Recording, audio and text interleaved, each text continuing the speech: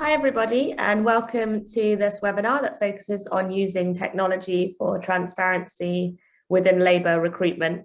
My name is Phoebe Ewan, and I am the Programme Director for the Mekong Club. For those of you that are unfamiliar with our work, we are a membership-based organisation that works with a range of industries from financial service providers to hospitality companies, retailers, and manufacturers, addressing the topic of modern slavery. We work closely with our private sector members to identify challenges and opportunities in this space, and our members get first access to cutting-edge tools and resources. We're actually going to be profiling one of these today, diginexLumen.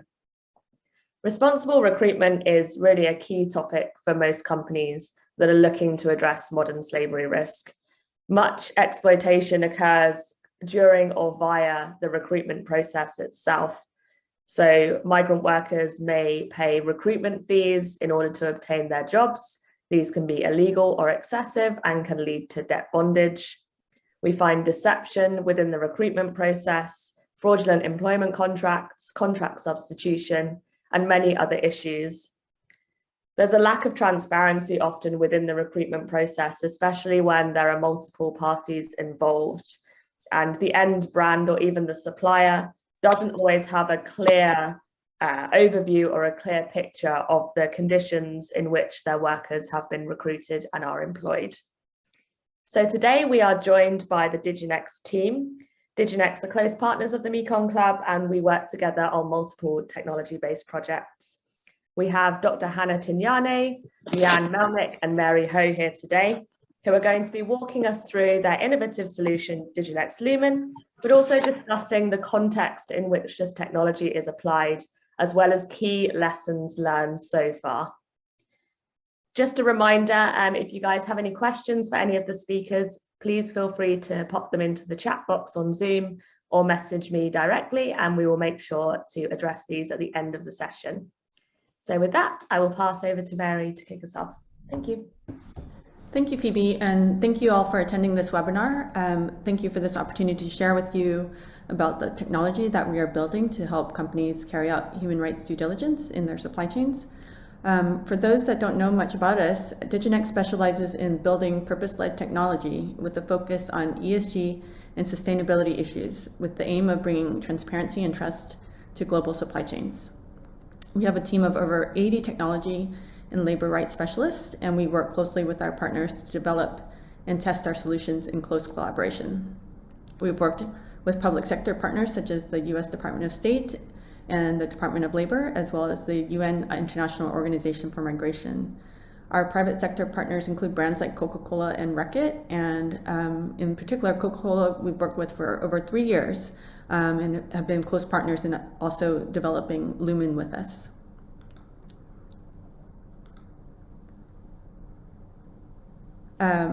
So why is human rights due diligence important for business? I'm sure many of you are very much aware of the legislations, but in case there are people on this call who are not so familiar with the topic, I'll just quickly go through the background and rationale of what's driving a lot of the need to develop better tools. In the past decade, responsibility for human rights has extended really beyond the state, with bodies like the UN and OECD providing guidance on business and human rights. So now we see these guidance being legislated by states, and really a growing emphasis on the importance of business impact to both people and the planet. Much of this legislation will go into effect in 2022, and so companies that are implementing the principle of respect for human rights have a good head start already to tackle these compliance issues. And over the years, we've seen legislation really move from voluntary disclosure, such as the California Transparency and Supply Chain Act and the UK and Australian Modern Slavery Act, towards the direction of mandatory due diligence. Companies will start to face penalties for non-compliance and also risk exposure to litigation. For example, the German supply chain law imposes a fine of up to euro 800,000 or up to 2% of a company's average annual global turnover for non-compliance with the law. In addition to these new laws, existing laws are being implemented more aggressively. The U.S. Customs and Border Patrol has the ability to issue withhold and release orders, and they've already issued record numbers in the past 2 years. And it's really, they just have to have reasonable evidence of the use of forced labor for goods entering U.S. supply chain, and they will stop goods entering. And really the onus is on the importer to demonstrate that the goods were not made with forced labor. In addition, if we really focus down on responsible recruitment, expectations are also growing in this area. It is no longer enough for a company to have a policy prohibiting the charging of recruitment fees to migrant workers. It's really an expectation for companies to show how they implement that policy. The revised corporate human rights benchmark indicators, for example, requires information showing how their no-fee charging policy is reflected in contracts with business partners and suppliers. And really, we need to see companies have a tool to help them comply with these significant changes, and they need to have a way to collect data from supply chain partners and really not just their lower tier suppliers, but also business partners such as recruiters and recruitment partners to really get a handle on the overall picture of their labor force. So how does really Lumen help companies carry out scalable due diligence? Lumen is really about shining a light on these hidden risks. It is very difficult for identification of forced labor risks through social audits because perpetrators often know how to hide it, and it's also, auditors may not be trained in asking the questions that would elucidate the indicators. So really, Lumen has these 5 core features that I will give you an overview of, and then Leanne will also give you more detailed information about the platform and how we do this. Just reiterating what Phoebe had mentioned, that modern slavery in global supply chains is really exacerbated by how difficult it is to see and gather information on recruitment and employment practices that affect vulnerable workers. So really, we've already launched DiginexLumen as a live tool, and the first feature that really helps overcome the opacity of data is really to help companies map their data, map their partners in the supply chain. Gaining visibility over the supply chain is where the starting point is, as a majority of companies have, 69% would say that they don't have data on their demographics of their supply chain, and only 6% of companies would have reported saying they have visibility over their supply chains. So once the supply chain is mapped, DiginexLumen has a feature to help companies carry out robust due diligence through cascading of data collection. And these question sets have been developed with expertise, including with the Mekong Club and Ethical Recruitment Agency. And once the data is gathered, we help companies prioritize the risk using algorithms that score the responses and show where to prioritize action. And in addition, we really want to help partners improve their recruitment practices, and we would be showing recommendations and guidance on how companies should have scored fairly low or could have improvement areas, what actions they can take.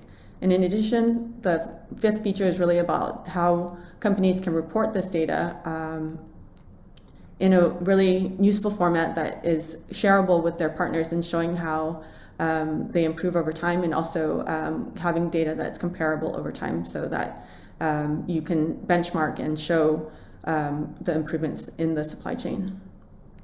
And so I'm going to pass it now to Leanne to talk about the data cascading. Hi, everyone. First of all, thanks for having me here today. So I'm going to be just running through in a little bit more detail some of the different features of the platform and explaining how it is that it helps to identify forced labor risks within complex global supply chains. So just as a starting point, we know that the better a brand or a company knows their supply chain, the greater the likelihood that they're going to be able to identify and remediate forced labor risks. Yet the burning issue is that, as Mary mentioned, very few companies actually have visibility over their full supply chain. We know that, for example, very few are disclosing their tier 1 suppliers, only 81%, less than 81% actually know anything about their tier 2 suppliers. And that would probably reduce drastically if we start to take a look at some of those intermediaries that surround a particular workplace. So some of those traditionally excluded actors would be people like the cleaners on site. Those would be the security guard services. Those would be the outsourced or contract labor. And it would also include people like recruitment actors that are in countries of origin. And within that, we see that each one of those excluded actors actually carries a much higher likelihood of them being in a situation of forced labor than a permanent workforce that is visibly monitored within the tier 1. So one of the first things that we wanted to do in the platform was to give brands and tier 1 suppliers and tier 2 and labor actors really the ability to connect with one another. So we used, I kind of like using the analogy of LinkedIn, that you can use different connections within your own network to connect with other actors who you may not know. So in the image here, we see the brand inviting their tier 1 supplier, and then the tier 1 supplier has the ability through the platform in a permissioned way to invite, collect, and share data with lower tier suppliers as well as with labor providers. And the key aim here is really to start to reach down to some of those hidden actors that may not be immediately sort of covered by things like social audits. So those would include things like the recruitment agencies in the countries of origin. So I'll be talking a little bit more in the lessons learned section about what happened as we reached deeper into the supply chain. But just as a starting point, I wanted to say that it's really this ability to use different actors in the supply chain to connect with one another. And it's important to have that connection in this way because you want to make sure that the information requester has some sort of commercial relationship with the person that is providing the data.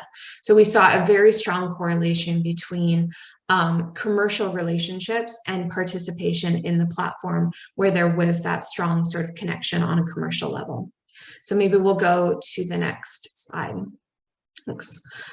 So with this information, once the different parties have connected with one another, we then look to create a visible map within the platform. So while some sort of traceability platforms look at the product side, we're actually specializing in mapping the labor side. So this is looking at connecting your first tier supplier to your lower tier suppliers, but also showing where there could be labor contractors or labor providers. It's also providing you a bird's eye view on risk by country, region, and supplier. So you have the ability to zero in on a particular enterprise to see things like the worker demographics and a risk score for that particular workplace. But at the same time, you have the ability to sort of pan out and see that risk on a global or even a regional level. So we have different views. So you can see the map, you'll see it on the left. This one is the compact view. And then on the right-hand one, you see the relaxed view with a lot more detail. So maybe I will go to the next one. Thanks. So what we've done is we've developed specific question sets for suppliers and also labor providers. So as Miriam already mentioned, we've actually partnered with the Ethical Recruitment Agency as well as with the Mekong Club to help us develop question sets that can really get to the heart and collect granular data around forced labor risk.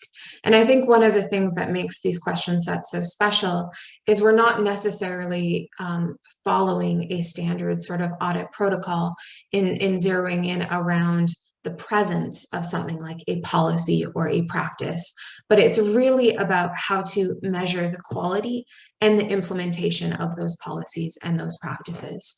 So the question sets cover both sort of regular forms of forced labor, as well as forced labor that may occur during outsourcing processes, as well as forced labor that may occur through a process of cross-border recruitment.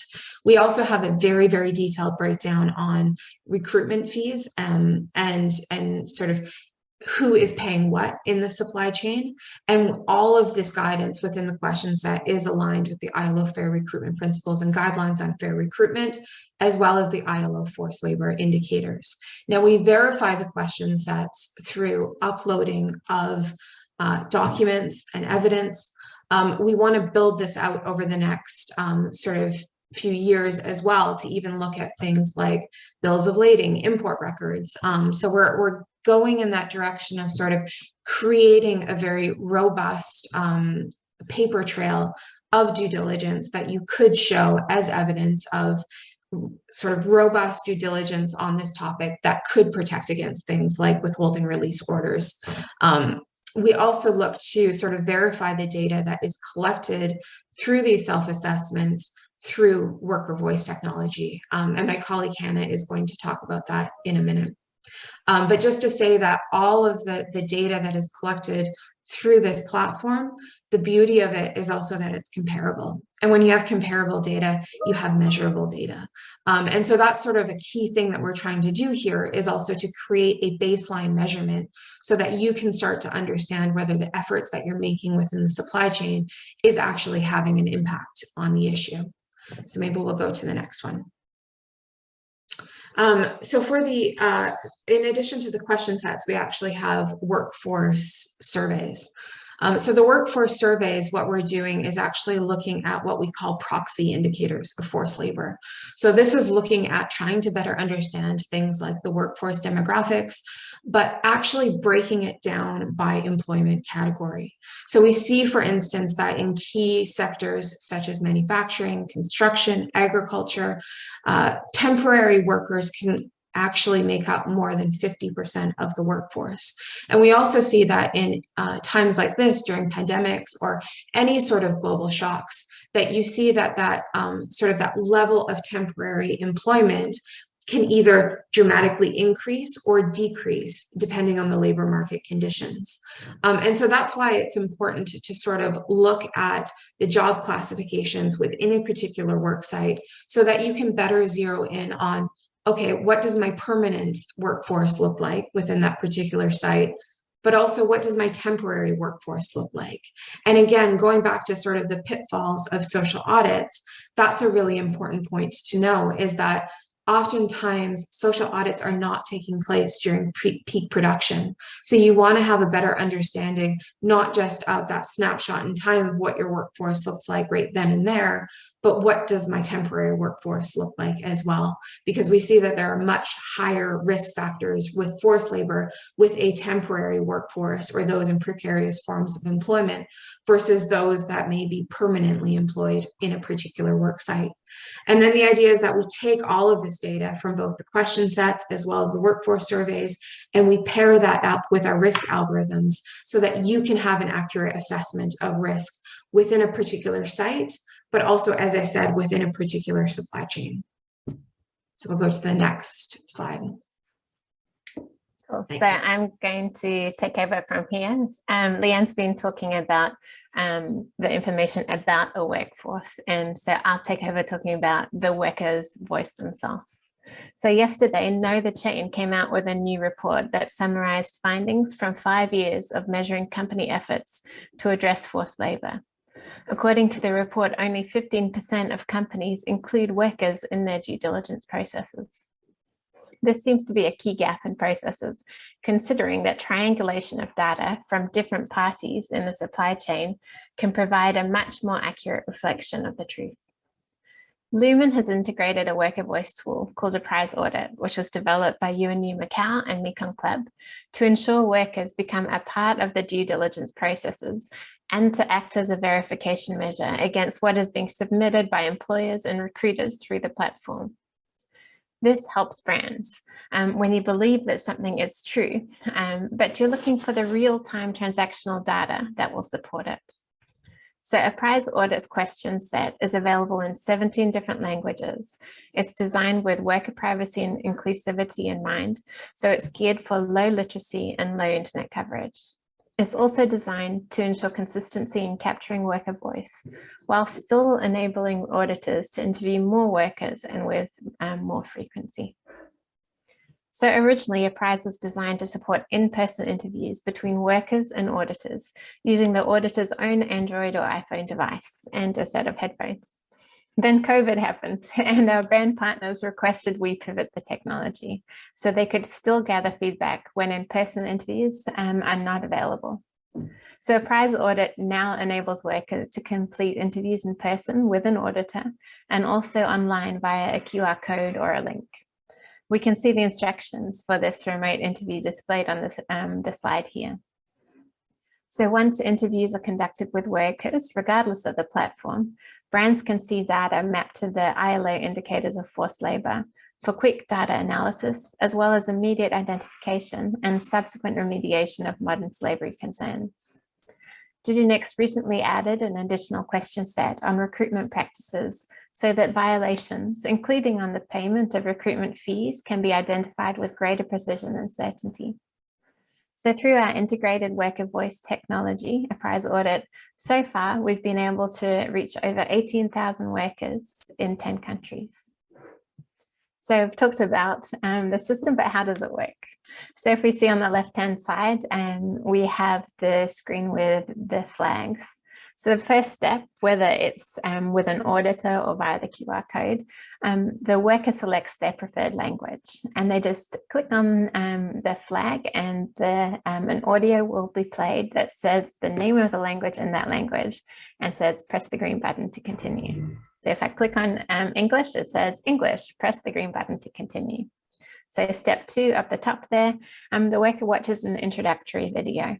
This video tells the worker the purpose of the interview. It shows how to use the interface and it asks for consent to continue. Now, if consent is given, the worker goes through a series of yes/no worded audio questions in the language that they had chosen. And they simply click on yes, no, or I don't know, and they can skip back and forward through the different questions here. So this puts the worker themselves in control of the interview process. So then we have all of our results together, and in diginexLumen, this is how we show the results on the dashboard with measurable metrics around worker voice. So if you see here, the screen shows the Lumen user side where we can select to view results from a particular factory across all question lists, or maybe we choose to focus on one particular list, and then we can follow questions of interest. These results are updated as workers respond to questions in the interview. So for each question, and you can, sorry, where's my mouse? Here it is. For each question, we see the question text itself, how many people have responded, and how many have indicated danger. In this displayed dangers is the red response. And then also an indication of the ILO indicator that the question is used as a proxy for. So by aligning to ILO indicators, we're able to easily bring together these different types of feedback, whether from the worker themselves in the worker voice piece, or from the supplier and the contractor in the pieces that Leanne was mentioning before. I'll hand over to Leanne here. Thanks, Hannah. So I think one of the things that makes forced labor in particular a really challenging issue for brands and companies all over the globe to identify is that it's really a continuum of exploitation. It's a series of events that usually occur involving multiple people, like recruitment agencies and employers and workers. It's rarely sort of a one-time event that occurs, and so it becomes very hard for people to detect, but also to sort of look at those different red flags that may exist within a workplace and to connect the dots. One of the things that I found particularly challenging about investigating forced labor within global supply chains is that oftentimes that exploitation will start in the country of origin. So it will start even before the worker is employed. And so one of the things that we wanted to do was really to help people to connect the dots, really to sort of take into account all of those different red flags that exist and to help them to sort of link them together. So what we've done is we've sort of taken all of that data that's coming out of the question sets, as well as the proxy indicators that are coming out of things like the business relationships and the workforce demographics and the country in which the enterprise is located in, and helped to sort of give users a much sort of useful understanding and immediate understanding of where their risk could be. And that's really sort of taking all of those risk factors and layering them on top of one another, so that you're looking at risk not just from sort of this one-dimensional perspective, but you're actually looking at it at one time, but through multiple lenses. And so what we've done is we've taken a lot of the data, the amazing data that is out there, but all in different places. So that's data like how much are workers paying along specific corridors for recruitment fees.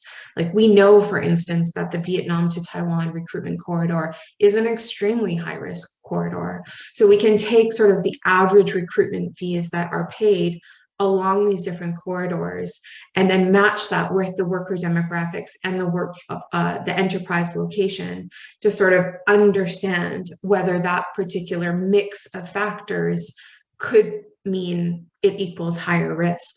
And so we take all of that data from things like the World Bank Nomad database, the Global Slavery Index, vulnerability factors, the US Dole list of goods, high risk commodities, and we bring it into one place. And as I said, we match that with sort of the information that is being provided by both the worker as well as the employer, and we're able to have a much better understanding of risk. And I think the beauty of this is, number one, you're embedding workers into your due diligence process. And that's, one of the things that very few enterprises are doing right now. And it can help you have a much more realistic understanding of what's actually happening on the ground and in real time, because you're taking a multi-stakeholder and worker-centric approach to due diligence. And at the same time, you can start to identify whether there could be inconsistencies within the testimonies that are being provided back by some of these different parties. And so all of that sort of shows on your dashboard to help you sort of understand where your risk may be. So maybe we'll go on to the next slide. And then, it was interesting when we first started building this platform, the reporting feature was sort of the least interesting one for me. I was like, yeah, we should have a reporting feature on it. But it didn't seem like it was necessarily the feature that was going to be the game changer. And I think what's happened sort of in this sort of testing of Lumen on the ground is that it's shown to be of critical importance, not just in terms of sort of having a way for companies to share externally what they're doing on forced labor and human trafficking. And we know that that is a really sort of important thing right now. It's a key step in the UNGPs is to report out to external stakeholders. But it's also very, very important for things like modern slavery statements, sustainability reports. But it can help you also to actually get engagement with the platform from your lower tier suppliers. So I'm going to talk about this more in a minute under the lessons learned part. But just to say right now that the idea is that we take all of that data from the platform and we put it in both an extractable Excel, but also a PDF report. And that PDF report could be used for things like modern slavery statements or sustainability reports, but it's also a very good way to sort of engage internal senior management on the issue, to actually show them in sort of business friendly language where the issues are and exactly what needs to be done to fix it. So we've actually borrowed some of this reporting technology from our ESG platform, and we're actually rolling it out now within diginexLumen, and it can help to, again, show sort of these measurable baselines, but also get buy-in from both internal teams as well as some of your supply chain partners. to the next. The exciting part, the learnings. Okay, so we have rolled out this platform with both Coca-Cola as well as Reckitt. We rolled it out with around 30 of their supply chain partners, and we're just about to scale up to roll it out to many more. And what was nice about this process, though, about starting with a smaller group of actors, is that we were able to interview them afterwards and really sort of understand what it was about the platform that they liked, that they didn't like. We also built this platform through a co-creation process with both suppliers as well as recruiters. So I think Mary had already mentioned that we had sort of involvement from the Mekong Club, as well as from the Ethical Recruitment Agency, but we also brought in Coca-Cola, Reckitt, and their suppliers to sit down with us and really identify sort of what were the key metrics that they needed to see, how could we make this a platform that was both scalable and also accessible to all these different partners across the supply chain. So what I'm going to present next is the key learnings that we identified after examining both the data that came out of that initial pilot, as well as interviews with all of these different parties that participated. So learning number one was really the importance of triangulating data.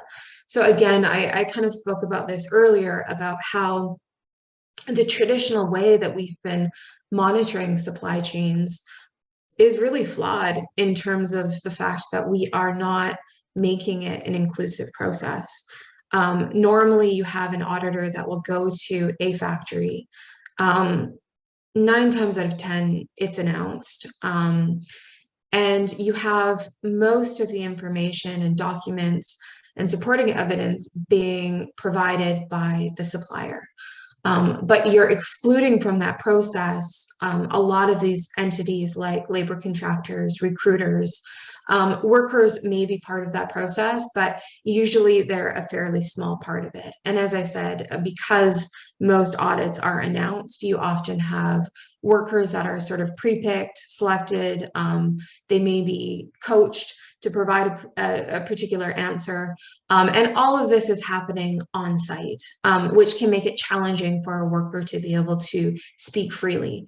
And I think that's one of the things that is really great about Apprise, is that workers can also use the tool, fill out the survey offsite. So they can actually fill it out in the privacy of their dormitories or when they're back at home.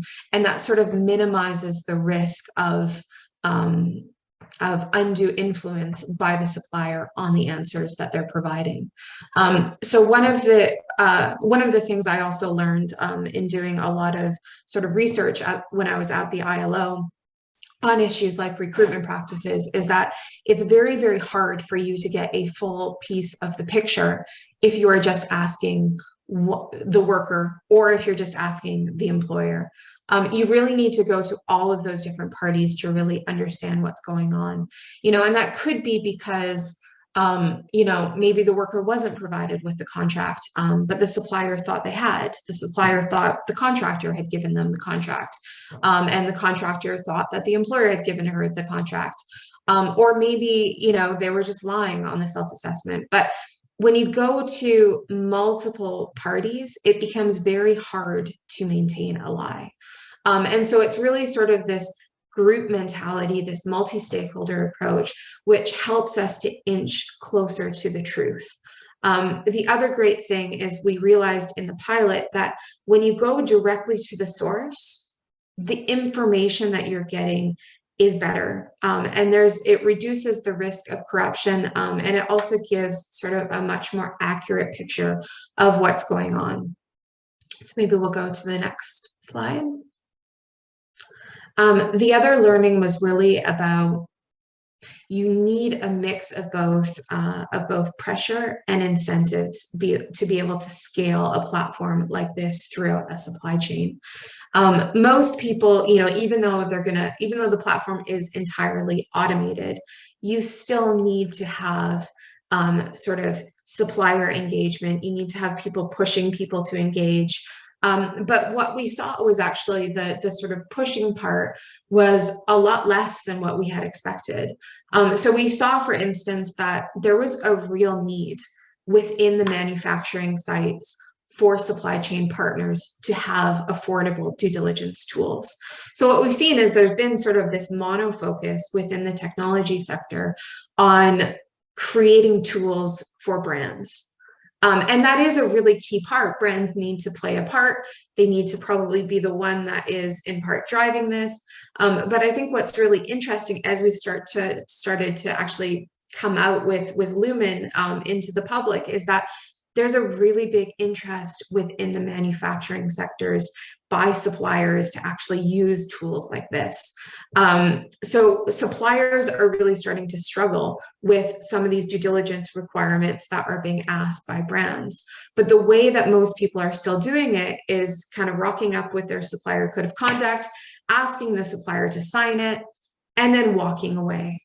And that's not going to be the way that we drive change. We really need to be putting these tools in the hands of manufacturers, of suppliers, of recruiters, if we want to see real change on the ground.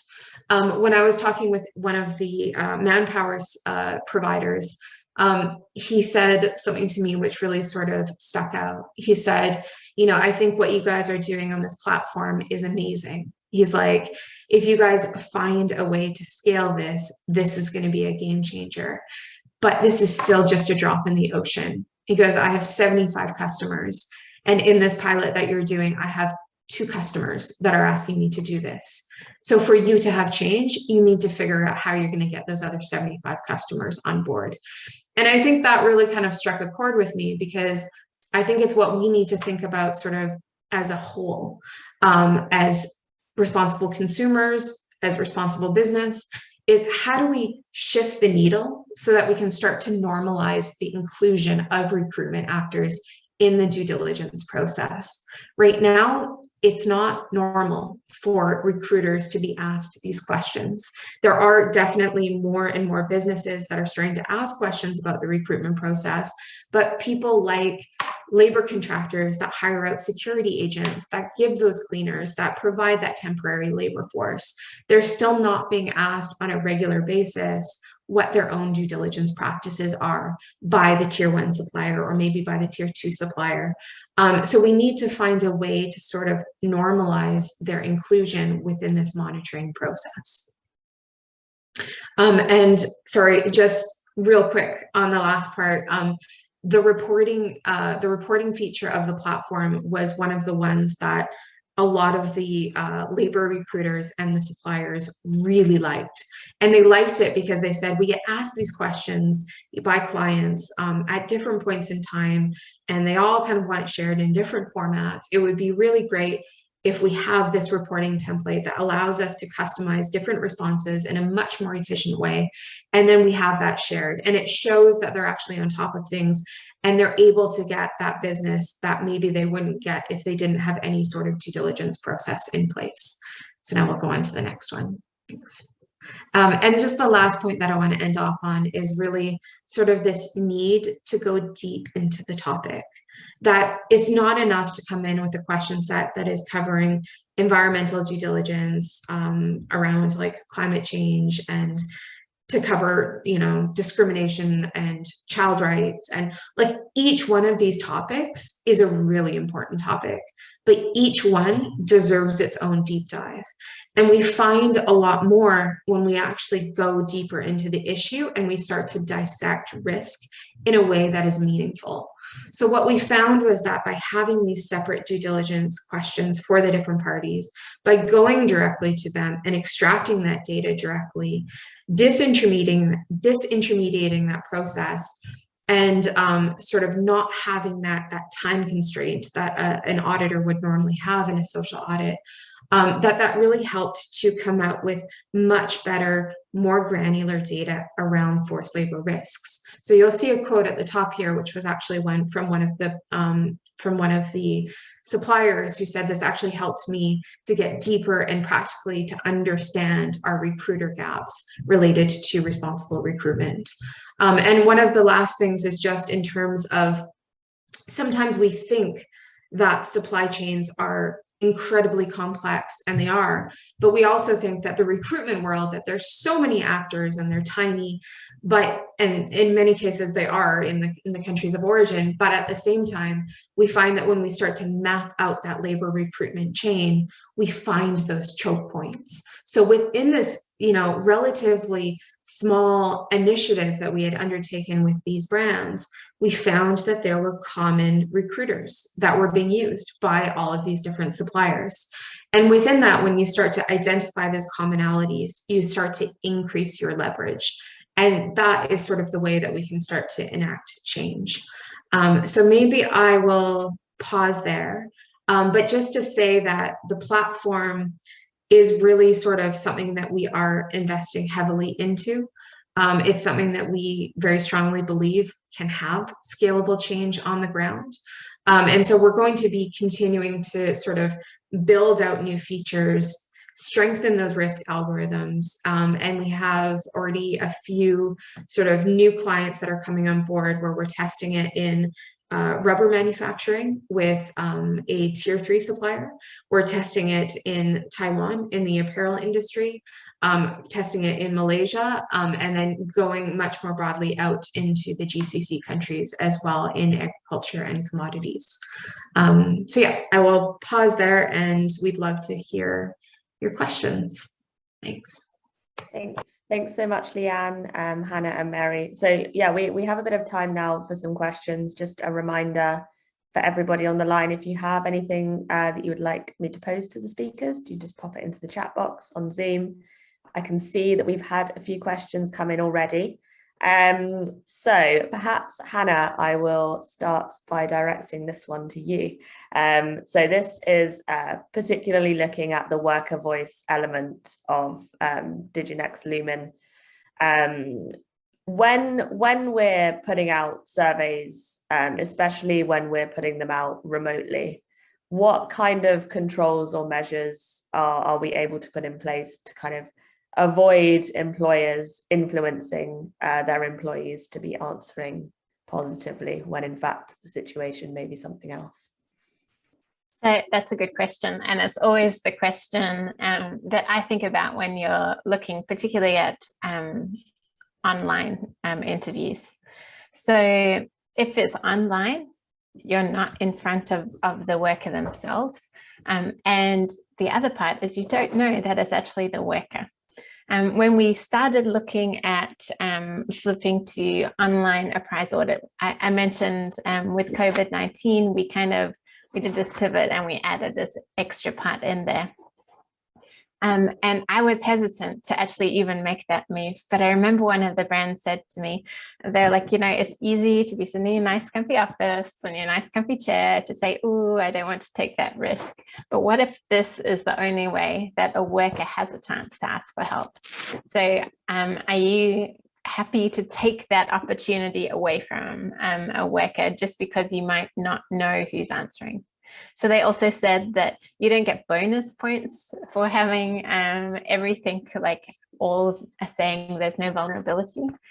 So while this is a bit of a roundabout way of answering the question, but while we can't control who answers, we can at least make sure we have a way of collecting worker voice when there's nothing better that can happen, especially with movement restrictions. The other way is obviously with in-person interviews. We still are supporting those where there is an auditor on site who does select the population as well. Thanks, Hannah. Maybe I'll pose this next question to the team, whoever would like to jump in first. So one of the biggest challenges that we find when implementing any kind of technology project is motivation.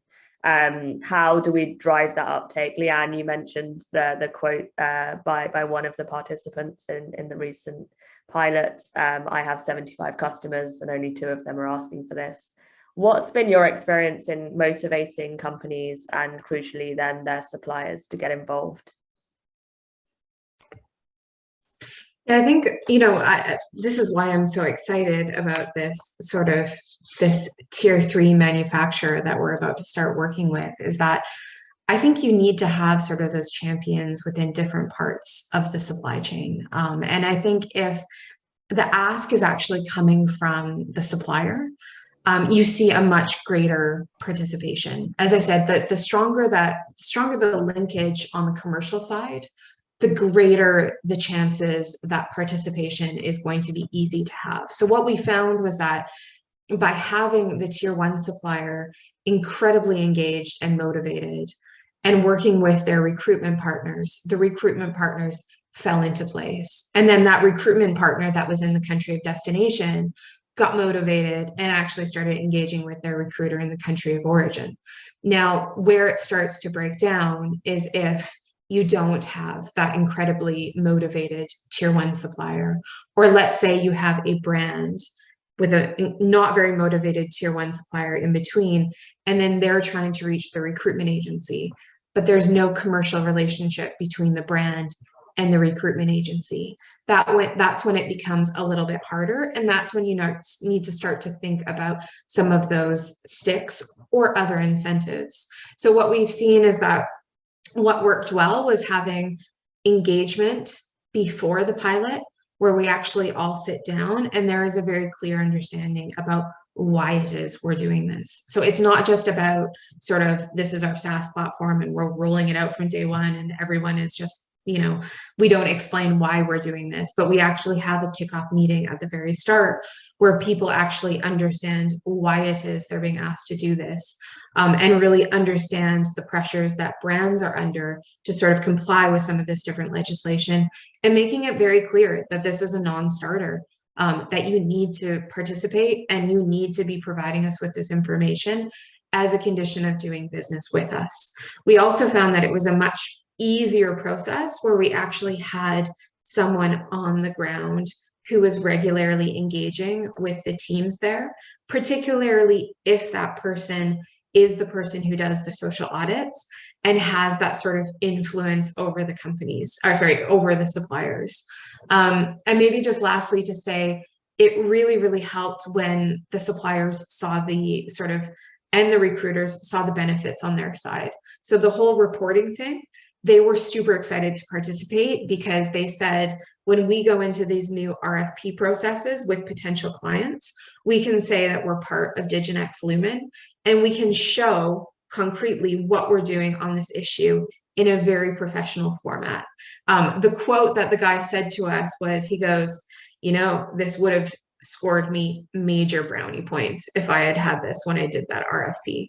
So I think that is sort of one of the ways that we can start to look at engaged suppliers, is actually showing that this platform is not just providing information upwards to some sort of entity at the top of the food chain, but actually showing how their interests are actually also met by participating. Great, thanks, Leanne. And Hannah, I guess in a kind of similar vein, but more from the worker perspective, how are we disseminating these surveys out to workers and motivating workers to take part? Are we finding any resistance from workers or kind of hesitance to fill out those surveys, and how are we managing that process? Cool. So there's the two ways that we do our interviews. So the first, the in-person one, the auditor has the app on their phone. They select the worker, they give them the phone and a set of headphones, and that's how we disseminate. The second way is that you can generate a QR code that is sent to the business partner, whether it's the supplier, the contractor, all of these people, and they have to disseminate it to the people who are employed there. And so I showed it on one of the slides, but there's a bit of a cartoon, and it says how to get the QR code, stick it somewhere which isn't surveilled, and how to make sure the workers have actually access to their phones. So that's the dissemination piece. It's an interesting bit about the resistance. What I found was really cool when we were doing our evaluation of a prize audit for the in-person interviews, is that auditors were saying that actually workers were providing more information using a price audit than in the face-to-face interviews, because they said, you know, some of the questions are really personal, like, have you been forced to take a pregnancy test? Are you sexually violated at work? Are people calling you names? All of these kind of things that they were too scared to talk about in person. So the workers, as well as the auditors, were saying that the workers are more in control of the interview and actually prefer it to those face-to-face discussions about sensitive topics. Thank you, Hannah. Perhaps a question for Mary. It was mentioned that there's some kind of sustainability reporting features of diginexLumen. Can you give a little bit more information in terms of what these reports actually typically would include? Yeah, the screens that you're able to see in the platform that show the worker demographics, the responses to questions, they are inputted into the report, and you can have either a PDF format with visual graphics showing the breakdown of the responses, or you could also get it into a CSV file so that you could have more ability to do data analysis on the responses. So you can select which question sets or which question you're more focused on to evaluate as well. Great, thank you. Can see this being incredibly useful for the myriad reports that we need to be putting out these days. So thank you very much for that, Mary. We have a few more questions that have come in. Perhaps one for the whole group.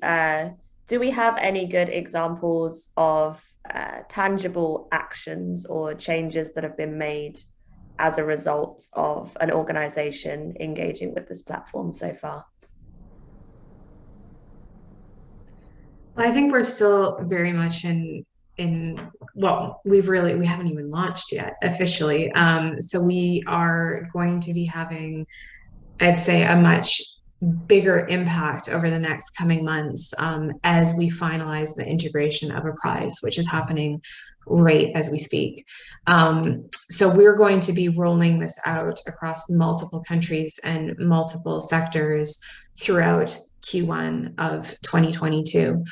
To date, though, even in that smaller intervention that we've done with Reckitt and Coca-Cola, we did identify gaps that have been remediated by the brands, and that really showed that this focus on the tier 1 supplier is incredibly important.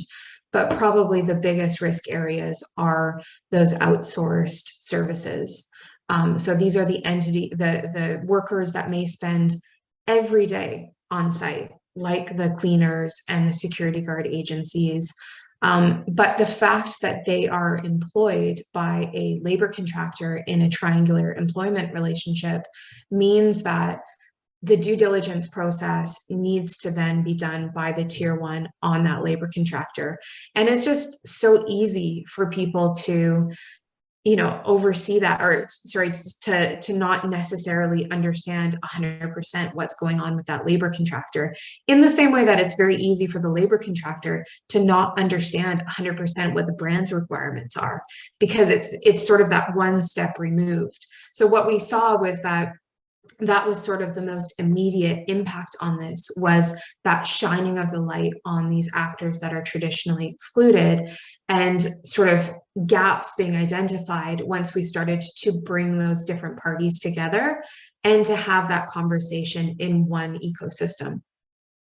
Thanks. I'd say, I mean, certainly from the prize side of things. So I think many on the call are aware, or actually kind of currently even using a prize. The worker voice element of this has been running for a few years now. And we've definitely seen the uncovering of issues and data that otherwise hadn't been discovered before. So we've had cases whereby forced pregnancy testing as part of the recruitment process was uncovered. Lack of access to proper sanitation during COVID-19, as well as issues with employment contracts, a few different kind of cases whereby even just asking kind of some quite simple questions has led to the uncovering of issues, which then of course can have a knock-on effect in terms of revising approaches, revising policies, procedures, that can impact thousands of suppliers and kind of upskill those factories that are using these platforms to better protect the workers within their supply chains. So we're certainly very excited to see the integration of this worker voice into diginexLumen to reach more people. Okay, we have one more question around future plans. Is there any future plan to include traceability within this platform? Traceability, of course, being another one of those big areas of discussion that we often see within our working group meetings. I think that question, well, actually, Hannah, that question could be for you too. Hannah and I are engaged in a project with Elevate, looking at traceability within the cotton sector in Pakistan. And actually, I was on a call this morning with US Dole, and we were talking about how, I don't think that we're going to be going sort of into the mass balance, input, output, product traceability on this platform at this time, because I think sort of our specialty has really been around the people side of it.